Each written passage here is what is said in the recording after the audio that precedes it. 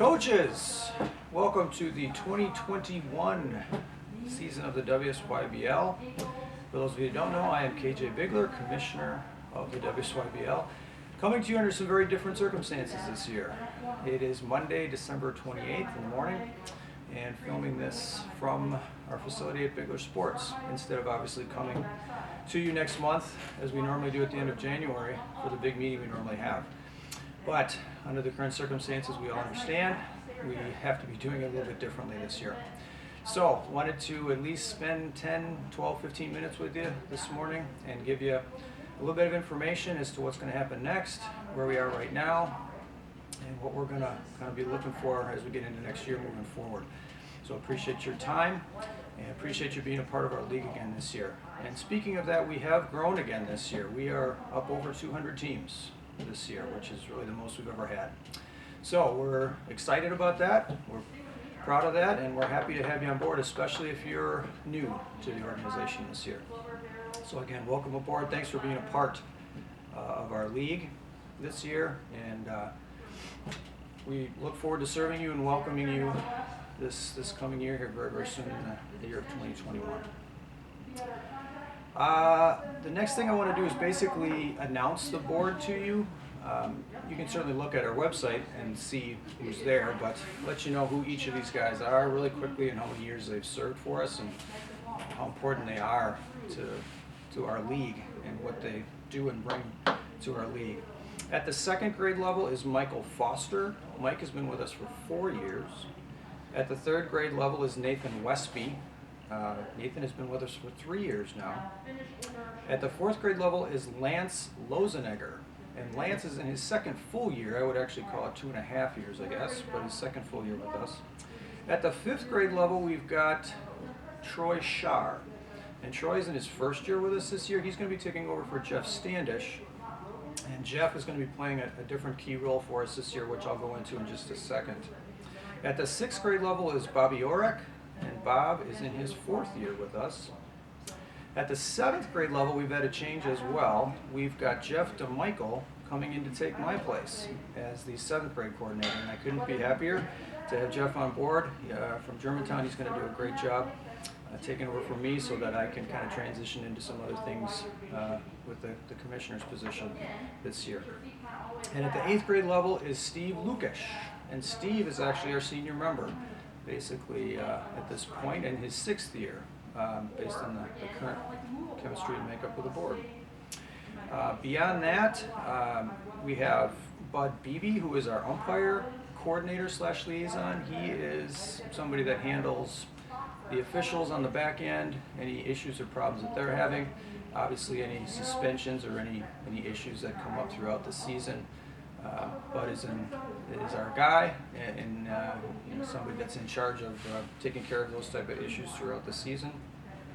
And as I mentioned, Jeff Standish is going to be taking over the arbiter this year, so he'll be in a much different role, and he'll be helped out by his father, Daryl. And again, a big thank you to Daryl for continuing to help us out behind the scenes. He is no longer a formal part of the board, but will be helping Jeff out in the arbiter role this year, and has already helped us out tremendously again this year with registration and some of the other things going on behind the scenes. So certainly continue to thank Daryl for what he's done and what he's doing to help us out. So that would be the current chemistry or makeup of our board this year, guys. What I did want to do is kind of recap last year very, very briefly and kind of do it because it was such a positive experience based on what we went through. First off, I wanted to give another shout out to the board.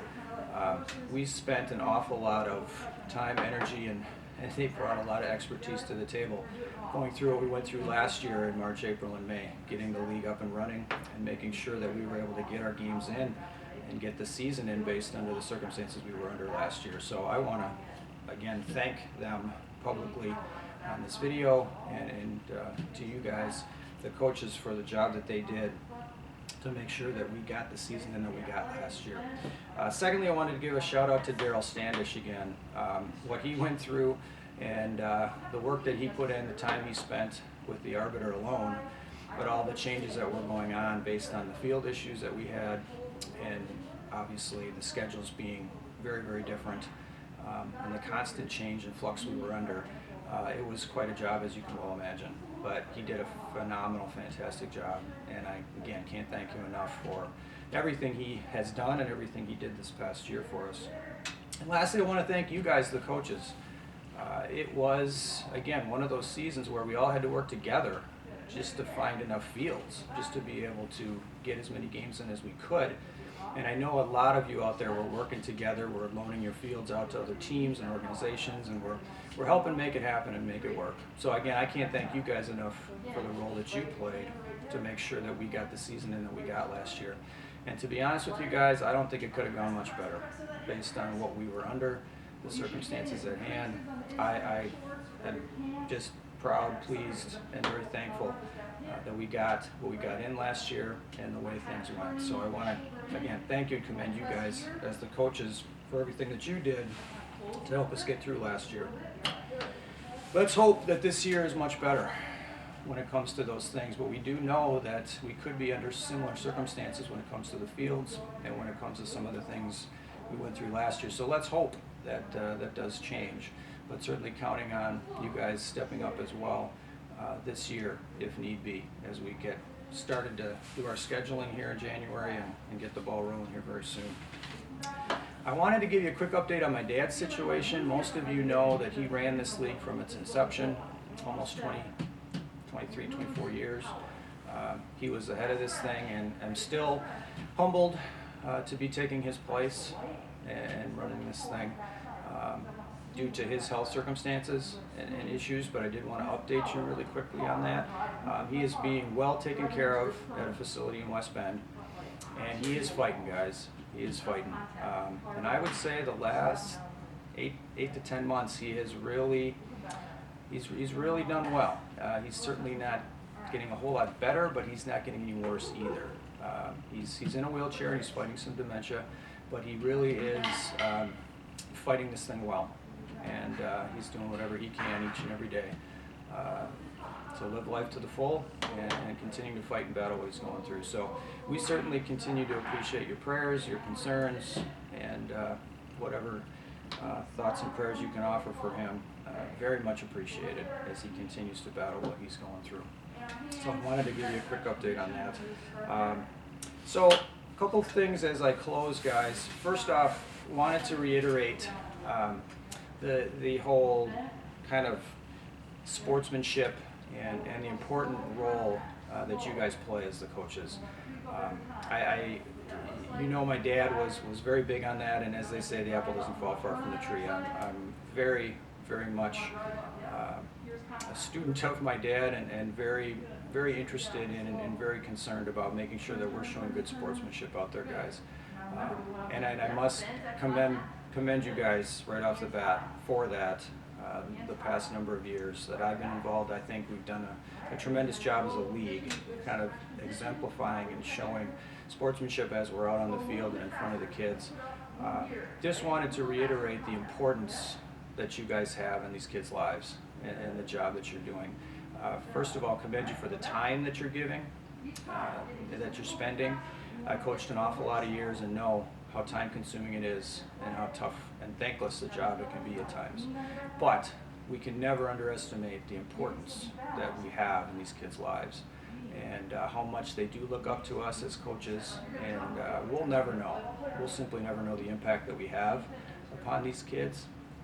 But just want to make sure I continue to encourage you and continue to have you understand or continue to keep that thought in your head moving forward as you coach these young kids, because it truly is of utmost importance that you guys are really playing a giant role in not only their baseball skills and careers, but also just in guiding them as young men.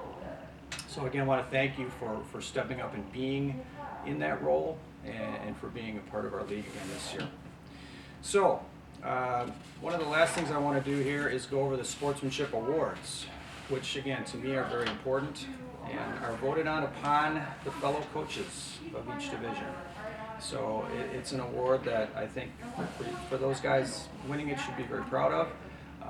And in saying that, I've talked to the other coordinators. I've been a coordinator myself for over 10 years, and I know that so many of you receive votes and are recognized by your peers, even though you may not be getting a plaque or being recognized for it right now, that many of you are on that list of getting some votes, if you will, or recognition from your fellow coaches, which again tells me that the job you guys are doing as a whole when it comes to our league. So again, many thanks for that.